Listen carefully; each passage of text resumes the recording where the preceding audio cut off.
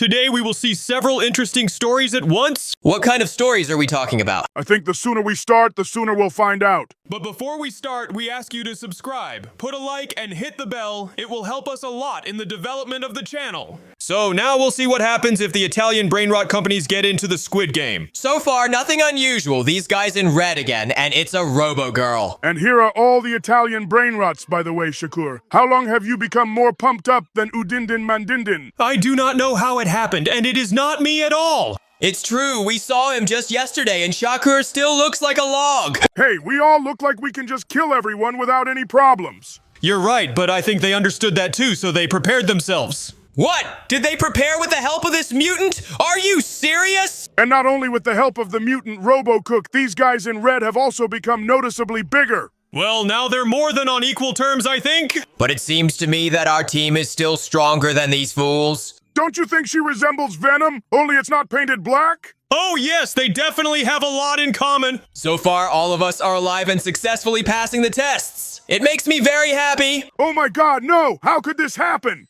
Well, I think it's time for us to say goodbye to Tralalelo Tralala and the cow Saturnito. Unfortunately, you're absolutely right. They don't even have a chance to survive. Damn it, it's all because of that stupid cow! Oh, come on, a shark on 3 legs is also not the most mobile thing. Hey, why did they make a madman out of me? And why did I decide to fight them in the first place? Oh, so there's only Shakur left of the three of us, who's not Shakur at all, right? Unfortunately or fortunately, you're right, Tralalelo. So, the first to successfully pass the test are the Mandarin Jock and the Honey and Salt brothers. Hey, why? Damn it, why did the Shakura brothers keep moving?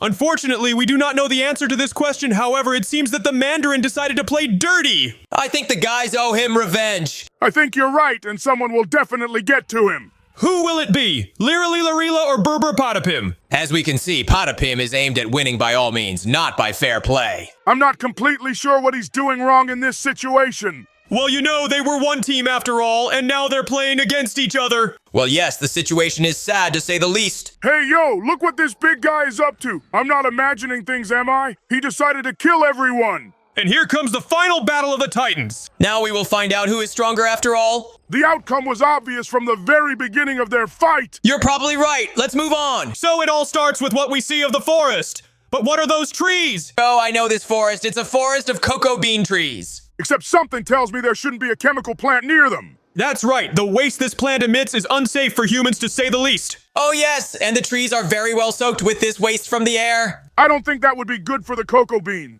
Oh, it's raining chemicals all over these trees. I dread to imagine what could happen to a person if they drank coffee made from those beans. I guess we'll find out soon enough. Hey, this car looks like it's on a test or something. I think this guy's gonna taste the coffee and say he can't sell it. I'm afraid it's going to be the other way around. So he came over and apparently he's about to taste the coffee. I hope his health is okay. I have the opposite feeling that if nothing happens, he'll start selling it all. You may be right, but so far this coffee looks totally normal. I'm sure there's obviously something wrong with this coffee, but he likes everything and it's really weird. Looks like he's going to put this coffee into production after all. That's right, there's a couple of huge boxes of coffee on their way somewhere. What's going to happen next? Hey, it's you, Cappuccino Assassino. Only you look human for some reason. I'm afraid I figured out the crux of the whole thing and he'll be human for a very short time. But what makes you think it's me? Because you're the only one who moves as professional and cool. Don't tell me he's gonna drink coffee from the same beans. You're right! He'll be drinking coffee made from the same chemical beans! I'm pretty sure this is not gonna end well. And he keeps practicing and practicing. That's right, you Cappuccino Assassino. Maybe you're right, because I used to love taking coffee breaks. Except this coffee break was your final coffee break. As sad as it sounds, it is. And here comes the fatal mistake, after which it looks like we'll be seeing our friend in his present form. As expected, I got sick, and by the looks of it, I was supposed to die. But those chemicals made it so that you didn't die, but apparently started mutating. I guess there's no other explanation for why I've become like this. Whoa! The mutations have occurred so deep in the cells of your body. How long have you been a biology buff? Come on, Shocker, calm down, and let's have a quick look at the ballerina cappuccino! I agree. We don't need to fight or get into a fight. Watch closely. It all starts with us seeing some strange house. It's not just a weird house, it's a witch's house! A witch who dreams of becoming a beautiful ballerina. Oh my god, did our cappuccino ballerina used to be an old witch? Oh no, I don't think so. I think it's a lot more complicated than you think. She's too old to even try to be a ballerina. I'm sure we're in for a very unexpected twist in this story. Maybe you're right, or maybe it's just the way it is and our ballerina's a very big phony. We can see her brewing some kind of potion.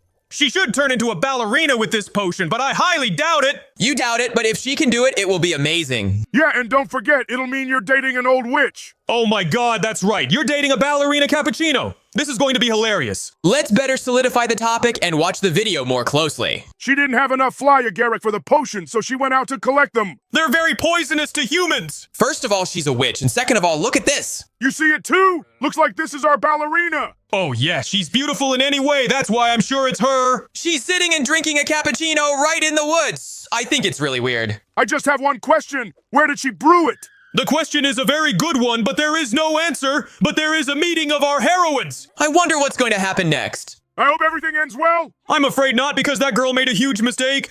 She laughed at the witch. Oh yes, this is a very dangerous thing because a witch can do magic. Looks like we're about to see her magic in action. She fires her spell at the girl and oh my god! You see it too, don't you? The girl turned into a cappuccino ballerina. But that's not all. Wow, I didn't see that one coming. The witch has transferred her body and mind into the body of a cappuccino ballerina. What the? It all starts with our elephant being driven in an obscure direction through the desert. But very quickly, their trains are approaching the break because someone scattered the iron spikes and they punctured a truck tire. So the driver has to make an emergency stop to assess the damage and replace the damaged tire. I hope he can change the tire all by himself and successfully get the elephant to its destination.